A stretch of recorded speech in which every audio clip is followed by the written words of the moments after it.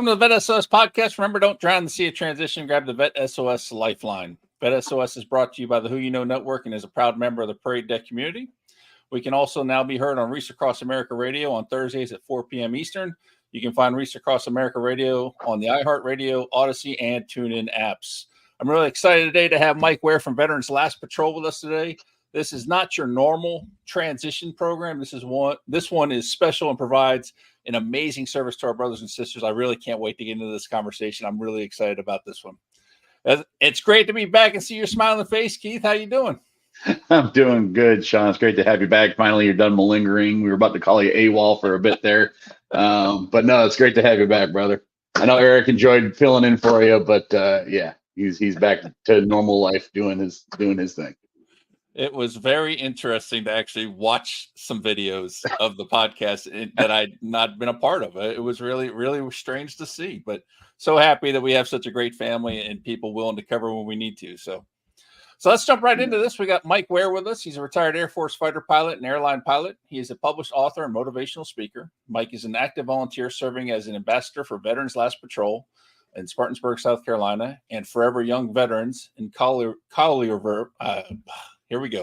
Collierville, Tennessee organizations. Additionally, Mike is a hospice volunteer in the Veteran to Veteran program. He and his wife, Suzanne, have been married 47 years. Congratulations. Have 3 children, 10 grandchildren, and something I can definitely identify with. He loves golf, but it does not love him. How you doing today, Mike? I'm doing absolutely marvelous. How you doing, Sean? Oh, really good, really good.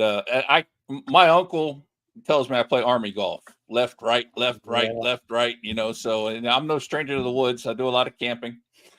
Yeah, that's my game. I can shoot. Well, I won't tell you what to shoot, but anyway, I need bigger scorecards most of the time.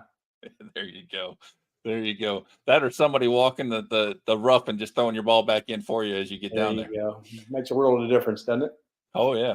All right. So before we jump into the organization, let's talk a little bit about your transition. So, I mean, it's been how many years since you transitioned out of I transitioned from the military in 95.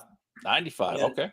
Yeah, I was running a fighter lead-in squadron at the time, and it just about, I don't know, it came to us that it was time for us to transition out of there. So, I requested to be relieved of command, which they didn't do. So for the first 3 months that I had my retirement papers in, I was still having to run a squadron. So I couldn't transition, but actually it's networking through the veterans that I'd worked with before. And a couple of guys from the 70s called me up and said, "Hey, aren't you getting ready to retire? Why don't you come to FedEx?" And so I had some misgivings about doing that, but I went up and stayed with them, and I went, this is for me. So when I went to FedEx, it actually was pretty easy because about 70% of the guys were military anyway.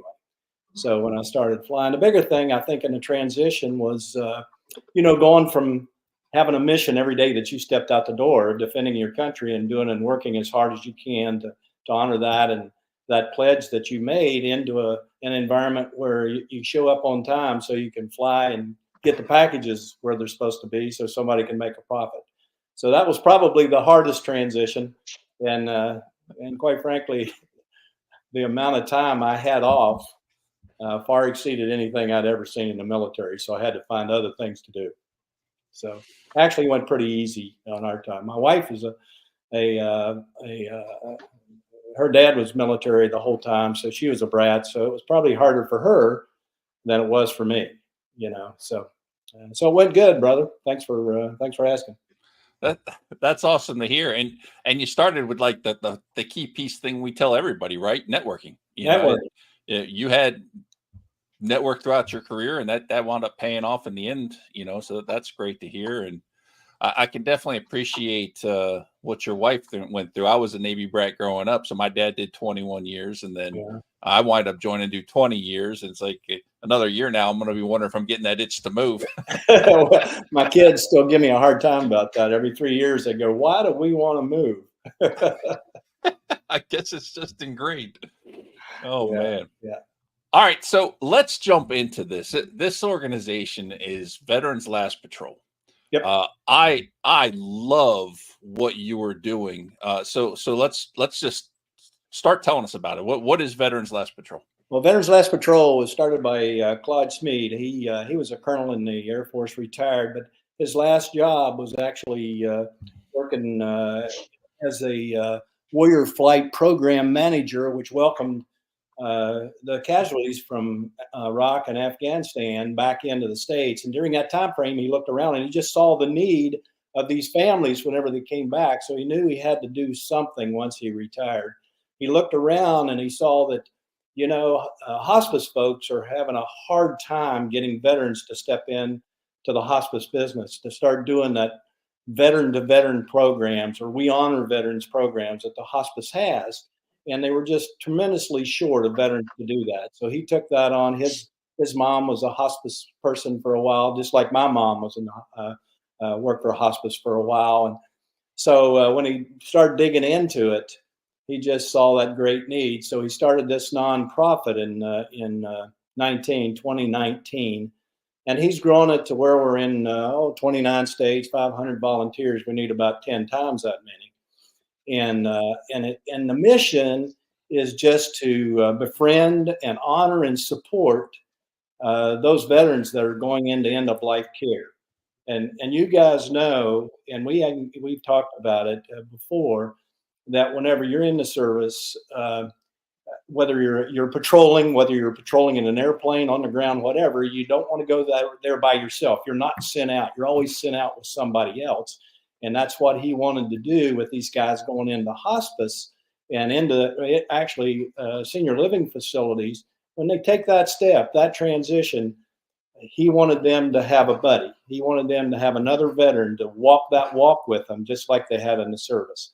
And so that's the reason he started this particular program.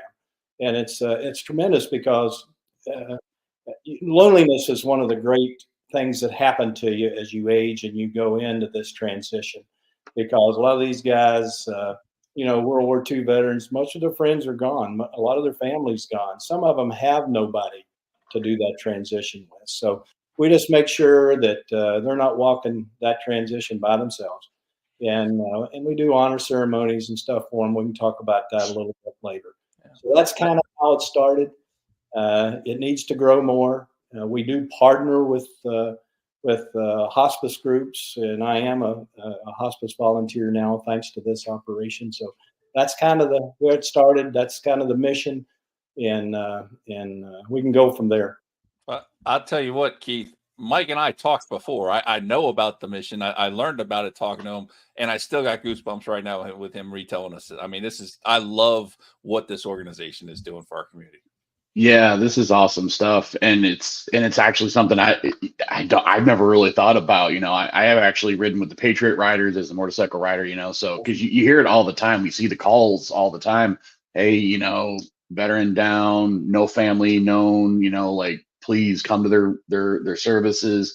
Come to their memorials, and that's heartbreaking in and of itself. But just to think, even before that, on the front end, the need for these folks to have somebody by their side, towards the end there, it's heartbreaking, but it's such a beautiful service to provide these folks. And again, something like this had never even crossed my mind. So God bless y'all for even having the thought to, hey, we need to get into these facilities for these folks and be there for them, be there with them and serve them. After they served us so faithfully for all the years. So no, this is amazing stuff. I'm loving it. Well, it's not just the veteran too. A lot of times the family, they don't know what to do. The hospice folks that work with them, they don't understand veterans.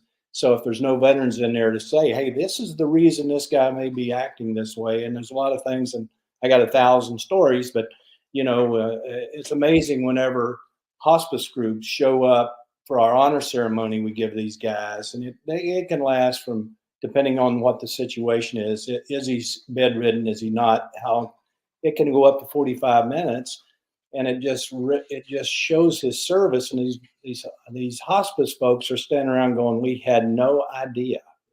And so that's another benefit of this program is, I ran a training program for 1 hour for a hospice group, and just talked about veterans to all their volunteers and stuff. And they go, we wish we would have known this at the front end, you know. Yeah. So anyway, So let's jump into before we get into the honor ceremony, let's talk about the annual honor ride, since Keith said he's done oh riding. yeah, Some of Keith, these. get your motorcycle ready, brother. All right. Let's do it. September 21st this year. What we do is we advertise out, and we get all the motorcycle guys we can, all the classic car guys we can. They did it in 11 states last year. I'm not exactly sure how many here. And we gather in one area, and we divide up into about 10 each flight, if you will. We have a lead car, we have a car behind. And what we'll do is we'll go and we'll visit 3 senior living facilities. We'll pull up out in front in the cars or in the motorcycles. And for 20 minutes, we'll just talk to the veterans. We'll present some stuff to them. We'll present a thank you to the senior living facility for what they do.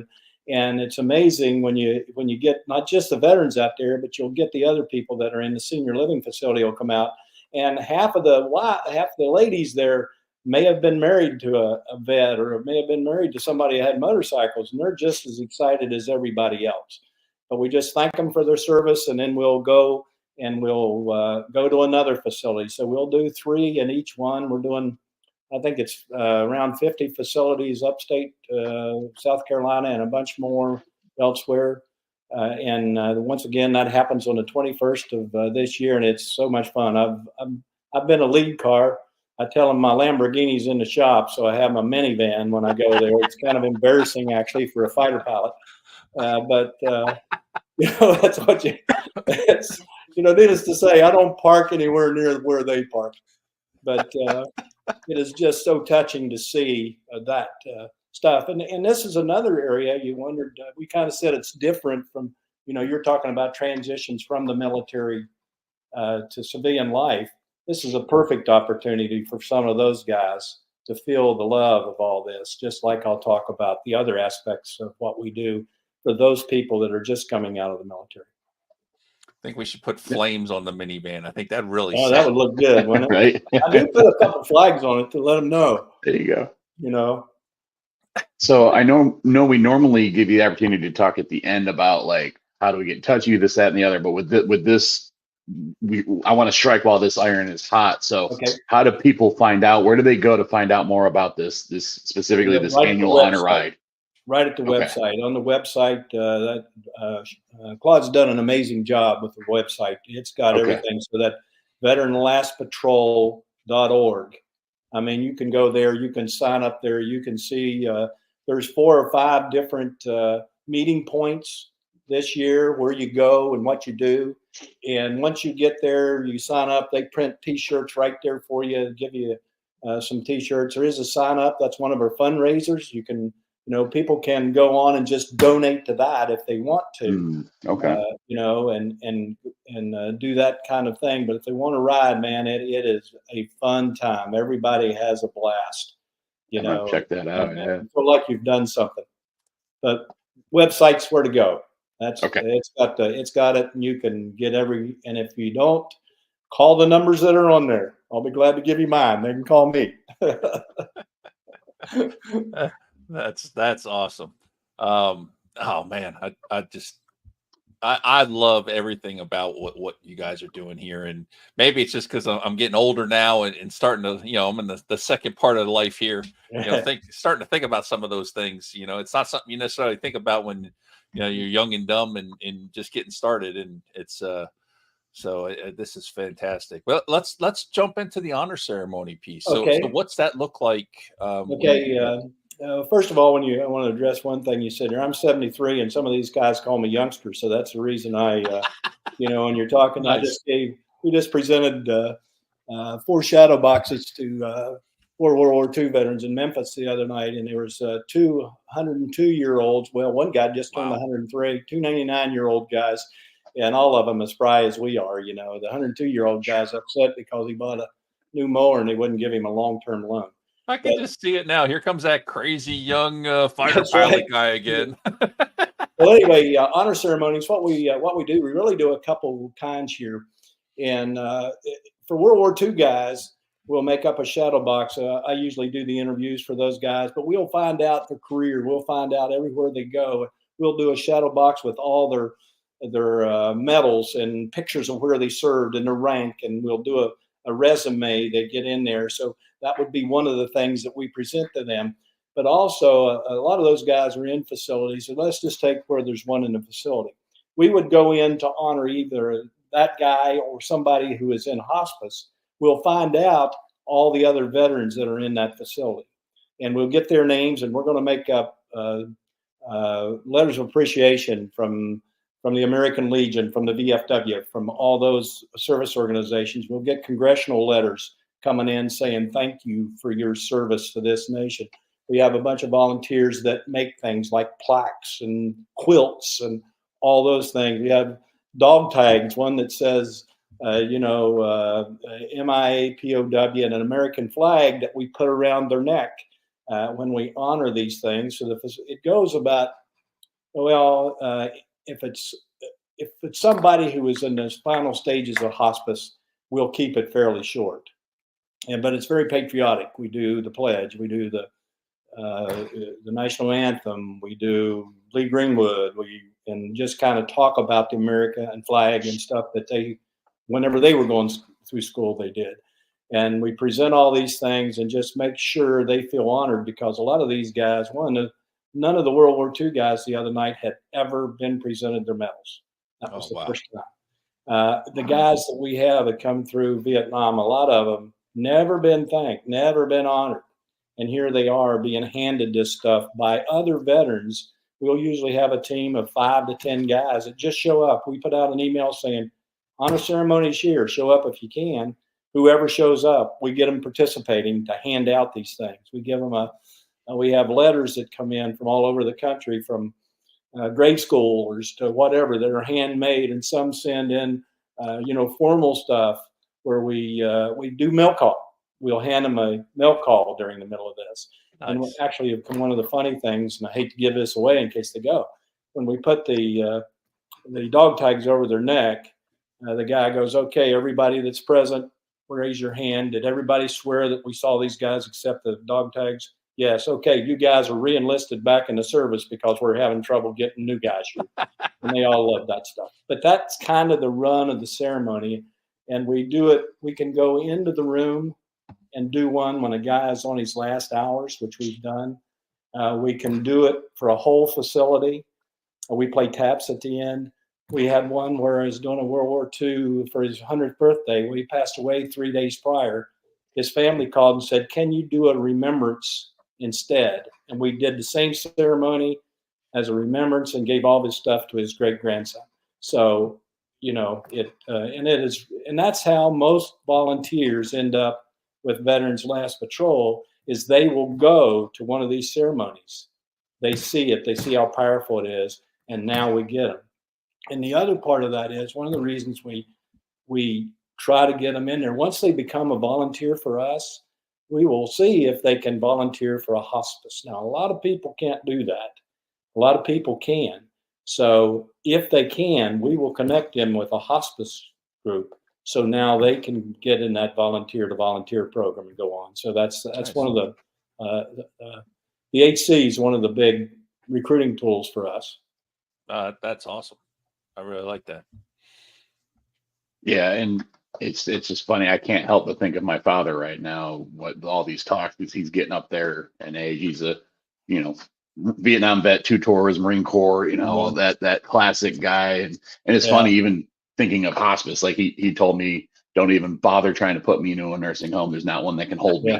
And it's true for him. He owned an alarm company, so he can actually bypass any of all the security features they have in those buildings. But it's just, it's so I'm getting goosebumps, even choked up just thinking about this kind of stuff, because I've been on the Patriot Guard rides and getting to see that, but you guys take it to a whole nother level.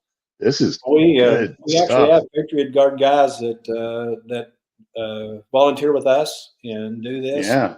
And we go into homes and do several. In fact, I can give you a couple stories of those, but Vietnam vet, Marine. I'll just tell you a story real quick. He's up the ways. They asked if we'd come up and give an honor ceremony for him. We said, sure. And I was in charge of doing that. So I go up there. He had 10 kids. Only one showed up. He's 77 years old. He was when he said Quezon, I thought immediately the 77-day siege, but it actually turned out to be Hill 861 and 881 a year prior. But whenever we showed up there, it's amazing. The Patriot Riders showed up. The Marine Corps League showed up. We had a couple chaplains show up, but all the hospice team showed up. And when he come in and I mentioned Quezon and started talking, he started talking about what he did. And it was amazing how he shared with these people. And the hospice folks knew none of it. Yeah. You know, but we went through that. But there you see, here's a guy who has a lot of family. But there was only one or two that was interested for his Vietnam service. So anyway, don't get me talking about stories. You'll be here longer than 30 minutes. Sorry. So is this, does it have to be in hospice? No, it doesn't. Hospice is kind of our focus because that is truly their last patrol. So end of life, if you start taking to that, you can define that many ways. Some people, if they get put in a facility, it's the end of their life. So no, we do a lot of honor ceremonies. We have a program where you can adopt a senior living facility that's close to you. And you just go over there and have coffee with the veterans and talk to them and get their stories, get them talking about their stories and those kind of things. So we will go in, if somebody does that, then they'll set up a honor ceremony for the veterans that are in there. So even though nobody's in hospice, we'll go in there, we'll run a 45-minute or an hour program for them. And we'll honor each one of those 7 or 8 or 10 veterans that are in there and present stuff to them. And if they can't make it to the ceremony, then we take their stuff and we'll go to the room and we'll go into the room and just thank them for their service and do that. So it's not just hospice, but if we can find that somebody is going into hospice, and with HIPAA stuff, sometimes that's very difficult. I found out the other day, I was in the elevator visiting a guy in a hospital, and a lady gets on and sees my cap, says, "What do you do for veterans? My husband is going into palliative care." Well, he ended up going into hospice before. That's how I found out. So Claude Smead was over there that afternoon checking on him. So it's not just hospice. And that's the reason it's so critical, I think, that we can use some of the guys that are just coming out of the service, is because, they faced a lot. They were carrying a lot of burden. If they go in and they talk to these guys that have been to Vietnam, that have been through the desert, that have been World War II, Korea, they can start to relate. And maybe they'll have a conversation that allow them to take some more steps forward. And that's the reason I wear my hat everywhere I go, is I want those guys to come up to me at Kroger or wherever and say, "What's Veterans Last Patrol?" Or, "I see you're Air Force veteran." And as soon as they say that, I go, "You a vet?" Yeah, and maybe that conversation we're having in Publix will change his tune and maybe get him stepping in the right direction. Yeah. Now I gotta. So I love this, and I already want this to be nationwide. So I know. So I'm just curious, like, for any of our listeners or viewers that are tuning in, like, how if maybe they're out in California and they're like, "I want to start like a chapter or whatever we want to call it out here." What do they do? How do they run with this? Come to the website, and once again, there's a volunteer, if you will, a volunteer place there where you put your information in. And the nice thing about it is they don't inundate you with volunteer stuff. They don't inundate you with emails. What they do is they put you on a list. They will personally contact you, me, Claude, somebody will personally contact you, and we will assist you in any way we can. Once you become a volunteer for us, now we can send you stuff where you can hold your own honor ceremonies. Yeah, we do need, if you will, captains of that stuff to find these guys, to go and honor them. And then networking with the hospice folks too, they can plug in. But you also we plug in with all the other veteran service organizations, So we have a lot of things, because we'll send out an email said, "Hey, there's going to be an honor ceremony at this location. Who's available?" You don't have to RSVP. You don't have to do anything. You just show up. And so we set those up. I just went through and briefed Murfreesboro, Tennessee, Franklin, Tennessee, major organizations there to try to get chapters set up there. We have one trying to get set up in Memphis, where we presented this stuff with the other night. So if you go to the website, you put your desires on there, somebody will be contacting you in a heartbeat.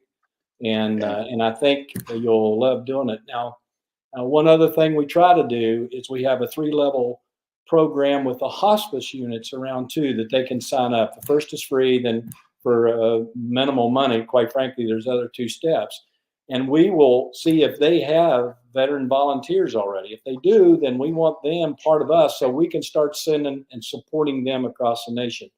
And so we can do that way. So once again, go to the website, take a look at it, or, you know, if you put my stuff on here or on your stuff, we will contact you in a heartbeat, because we would like to expand even more than 29 states. Because, you know, like, get me talking, 20,000 vets enter hospice every year. 90% of those are going to be in a facility, unlike 50% of the normal people going in. So we want to find them all. We want to find the guys that are going in, but also the people are, and where do we do that? From other veteran volunteers. You know, our volunteers find guys all the time. So love it. I absolutely love it. And you know, we say all the time that you're going to transition out of the military. It's inevitable. At some point, you're leaving the military, right? This is the same thing. At some point, you are going to pass. Yep. This is the ultimate transition, if you will. Yep. And I absolutely love what you're doing. And I challenge anybody listening, you know, if you have the time, the ability, or maybe you're just going to donate to this organization, but like you said, they're in 29 states. There's no reason we shouldn't be in all 50. You know, get out there and let's really continue to support our veterans on the way out. I mean, this is just amazing what they're doing. And, you know, like, kind of like you were saying, Keith, about your dad, I, you know, start thinking about my dad and realizing that, you know, he probably doesn't like any of the idea of any of this. Definitely doesn't like the nursing home idea. But it's one of those things that's just awesome. Those stories disappear whenever guys go. So in this transition, so if you can go in there and you can, it's like I've got a treasure chest of stories. I got thousands of them now, you know, and a lot of them come from those guys because they won't share with the normal people. When a vet walks in, when I was doing that, sergeant, they called, another group said, "Hey, can you just drop by? Sorry, I'm getting late here. Just drop by and see this vet." He wouldn't talk to anybody. I can raise his screaming, "Hell no, I won't see anybody." Well, they convinced him to see me. I walk in, salute him, thank him for his service. I couldn't shut him up for 20 minutes. I mean, it was a wonderful, wonderful thing. And so I highly recommend anybody transitioning out. Join us. We are getting down to the end, but I want to give you a quick minute, if you could, to tell us about Forever Young Veterans. What is that about? And Forever Young Veterans, really the reason I'm where I am now. Forever Young, you just back it up a little bit. Diane Height and those folks over in Collierville has been doing it for about, I don't know, 17, 18 years now. And I was with them for probably 15 of that, escorting veterans all over the world back to where they fought on trips of honor, which are long. It's not honor flight. It's honor flight on steroids. So we had taken 9 days to Europe, 5 days to Washington, down to, and it was to provide healing and hope for senior veterans, combat veterans, because her dad was a World War II veteran that came back as an alcoholic, and she didn't understand. Once she saw this PTSD stuff, then she realized she had to do something about it. And the gala we did the other night was her gala, and so they're going to Washington D.C. actually this month with a group of Vietnam veterans and taking them to the wall and spending 4 days and letting them bond and letting them hear the stories. So it's Forever Young Veterans, and I think I sent you a book. We wrote a book. You know, I could pick it out and put it here and do you don't see that book, okay? But it's a good one. We may have to have you come back on just to do another show and talk about that. I'd love it. Like another amazing. I love it anytime, brother. Oh man, Keith, it's that time, man. I know. I'm heartbroken. I got I got so many more things I want to ask, but I am going to ask one more question. So Yeah. I'm in Virginia Beach. So do you already have anything established out here, and I just need to go find it? Yeah, there are some people up in that area of Virginia because Okay. it is right for picking up there. I will also say to anybody else, there's another thing that's called Holiday Salute and stuff where people can just write in, send in Christmas cards and stuff like that. Say thank you. We got 77,000 last year, and we sent them to 11,000 veterans. So, but it does take money. So if people would like to give money, we're all about it. There you Because go. we have to ship that stuff and we have to do that stuff. So it's not easy. Absolutely. Yeah, no, this is amazing stuff. All right, Mike. So we are at the end. It breaks my heart to have to close this out, but one more time, what is the best way for folks to get in touch with you should they have any questions about any of the things we've been talking about today?